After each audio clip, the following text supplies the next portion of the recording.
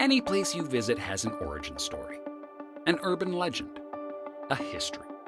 We're drawn to these unique places by their significance and in the ways its townsfolk enjoy their cultural traditions. Monroe County is Michigan's cornerstone, and its rich history spans centuries, intertwining with the broader history of Michigan and the United States. Today, its vibrant communities are a mix of historical landmarks and thriving economies. Throughout the 19th century, the county's location along the River Raisin and Lake Erie made it an ideal hub for shipping and manufacturing. The Erie Canal, the Detroit River International Crossing Bridge, and later the railroads further solidified its importance in trade and commerce, which contributed to the region's growth. Michigan's experience during Prohibition is a fascinating chapter in its history, marked by a mixture of resistance to the ban, illicit activities, and the eventual return to legal alcohol consumption when Prohibition was repealed. Michigan's proximity to Canada, which did not have Prohibition, made it a hotspot for bootleggers and rum runners. Smugglers used the Detroit River and other waterways to transport alcohol from Canada into the United States. This just in, John Dillinger shot and killed. Pretty boy Floyd becomes America's new public enemy #1. Headlines like this screamed across newspapers after the feds killed John Dillinger on July 22, 1934. However, Floyd's distinction of wearing the public enemy #1 crown didn't last long. He was also killed by the feds exactly 3 months after. On February 5, 1930, Charles robbed a bank in Sylvania.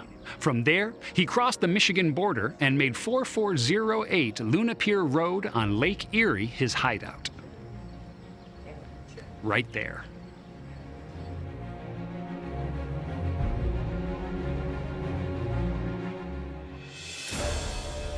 Before European settlers arrived, the area that is now Monroe County was inhabited by several Native American inhabitants, including the Potawatomi, Ottawa, and Wyandot.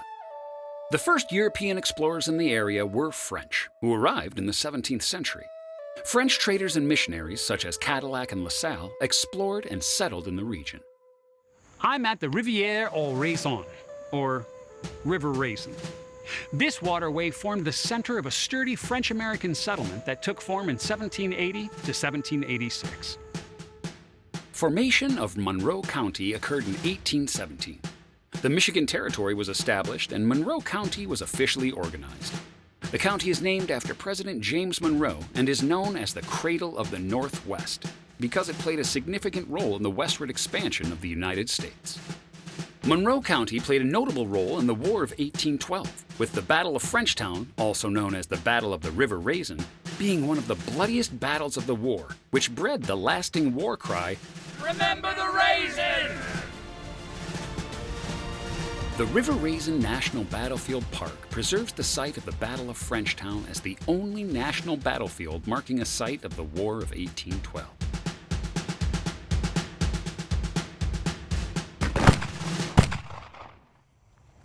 This area is the site of the costly Battle of Frenchtown, where 397 Americans were killed and 547 were taken prisoner after surrender to the British Army and Indian Coalition during the War of 1812.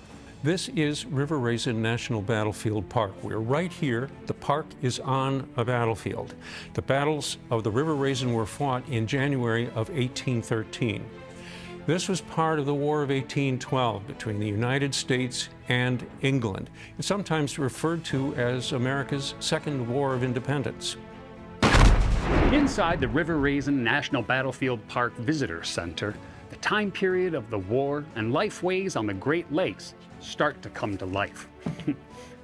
I'm here at a fur trader's general store, representative of the early 1800s. You'll find this and many other exhibits here in the Education Center.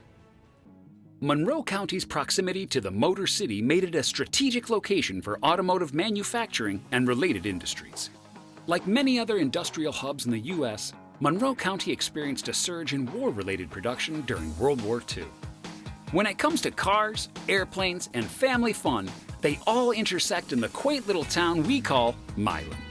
The Milan Dragway is where hands get messy and our hearts start throbbing for fast cars and the power of combustion engines. The Dragway was established in 1963 by a group of local racers who wanted a dedicated facility for drag racing. The track was built on a former World War II airfield, providing ample space for drag racing activities. Over time, Milan Dragway started hosting national drag racing events, attracting professional racers and fans from across the country. Milan Dragway continues to be a popular destination for drag racing enthusiasts, hosting a variety of events throughout the racing season. Its history reflects the enduring popularity and significance of drag racing as a motorsport in the United States, and it's alive and well in Michigan's cornerstone.